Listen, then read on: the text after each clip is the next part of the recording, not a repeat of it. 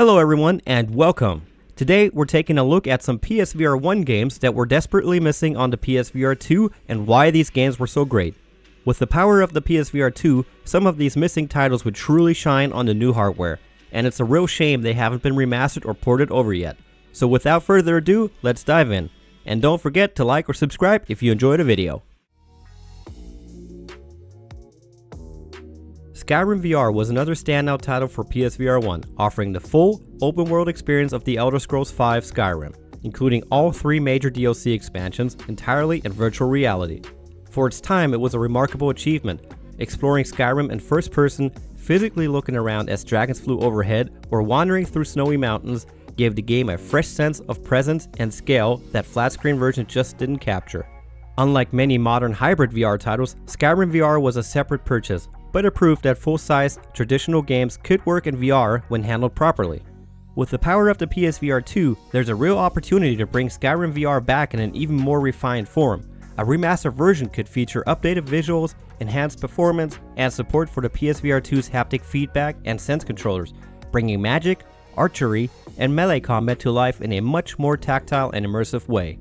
It seems like a natural fit for a remaster or re-release, and honestly, it's surprising that it hasn't happened already. Farpoint was one of the first games to show what VR shooters could really be, especially when paired with the PSVR aim controller. Its immersive gameplay, atmospheric visuals, and tight gunplay made it a standout. Sadly, I never got the chance to play it myself, but hearing others talk about its incredible alien environments, giant spiders, and cinematic storytelling makes me wish I had. It was a technical achievement on PSVR1, with impressive environments and impactful combat. Voice acting and presentation helped draw players into its world in a way only few early VR games managed. Bringing Farpoint to PSVR2 could breathe new life into it. The sense controllers would offer more nuanced combat, and the PSVR2's power could enhance the graphics, sharpen the environments, and maintain a smooth 90Hz refresh rate. It seems like a natural fit, and I'd love to finally experience Farpoint. Sony, don't let this one fade into obscurity. Have you ever wanted to feel like a real agent in a movie? Blood and Truth truly captured that feeling, and the experience was unbelievable. The game had some of the best character models and animations I've seen, and the voice acting was top-notch. It blended stealth, action, and storytelling so well, and you really felt connected to the characters. Back then, we had to move controllers without analog sticks, so the game used a point-and-click system for movement. It worked surprisingly well, but if we were to get a port for PSVR2, they could open up the environments more and let us roam freely. This would add so much to the immersion and gameplay. A Blood and Truth remaster would be amazing, or even a new adventure, although, unfortunately, London Studios has been shut down. Star Wars Squadrons was without a doubt one of the most immersive and technically impressive games on the PSVR1. It placed you right in the cockpit of iconic starfighters like the X-Wing and TIE Fighter, delivering fast-paced dogfights in deep space that truly made you feel like a pilot in the Star Wars universe. What made it stand out, even on the aging PSVR1 hardware, was its cinematic presentation and how well the controls translated to VR. It struck a great balance between simulation and accessibility, offering a level of immersion that flat-screen gaming simply couldn't replicate. For many fans, myself included, it was a dream come true. Now, imagine that same experience enhanced by the capabilities of the PSVR2, higher resolution, an OLED display, HDR support, vastly improved tracking, and immersive haptics. A port to the PSVR2 could elevate the game to an entirely new level of realism and responsiveness. Unfortunately, there are currently no plans for a port, but it's definitely one of those titles that deserves a second life on newer hardware. Rush of Blood is a roller coaster horror shooter set in the Until Dawn universe, and boy, did it make you jump. It was a shorter experience, but packed to the brim with thrills. On PSVR2, we have Switchback, which is good, but it doesn't quite hit the same way that Rush of Blood did. That game kept you on the edge of your seat the entire time. There were moments where you genuinely felt like you were on a roller coaster, followed by slower horror segments that would really get under your skin. This game would work perfectly on PSVR2 with the Sense controllers, since you're always stationary in your cart and you don't have to move. The headset rumble and adaptive triggers would elevate the immersion, and the deep blacks on the OLED display would make it even scarier. It would make a fantastic addition to the PSVR2 library.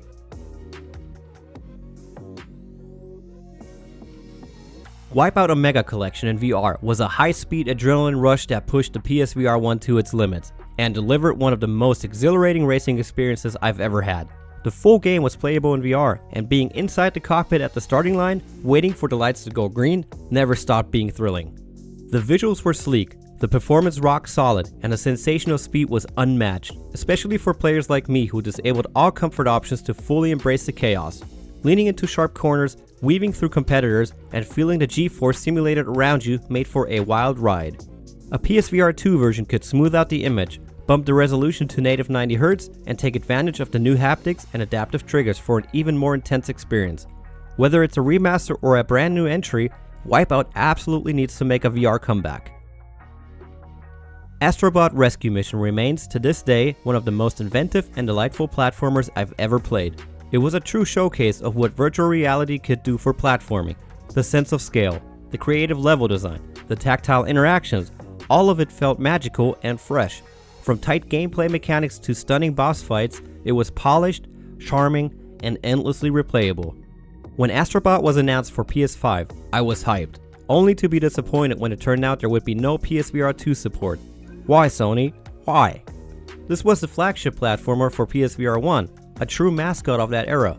Sure, the original relied on DualShock 4's light tracking, which complicates a direct port, but with PSVR2's advanced tracking and sense controllers, a reimagining should be absolutely possible. Astrobot deserves a second chance to shine in VR, and I know I'm not alone in missing it. Resident Evil 7 is still considered one of the scariest VR horror games to this day. Fans have been requesting a PSVR2 version for a long time. The game's claustrophobic setting and intense, up-close combat are dramatically enhanced in VR, something a flat-screen experience simply can't replicate. You never feel at ease while playing. Graphically, Resident Evil 7 looks surprisingly good on PSVR1, running at stable frame rates. The environments are detailed and well crafted. While the game takes place mostly in tight, enclosed spaces, it still manages to be visually impressive on the older hardware. With PSVR2, the game could see a significant graphical upgrade.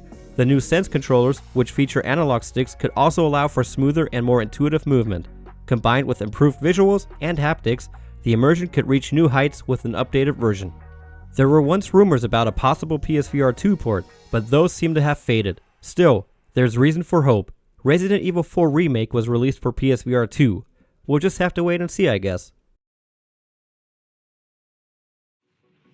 So, there you have it. PSVR1 games we need on PSVR2. I think these games would work really well on PSVR2 and also sell very well. If we could get at least one of them, that would be fantastic. Here's hoping something is in the works. PSVR2 has been out for 2 years now, and I'm sure we'll be seeing some big hits coming our way soon. If you enjoyed this video, please leave a like or subscribe. It would really help me out. Thanks for watching, The Gaming Alvin.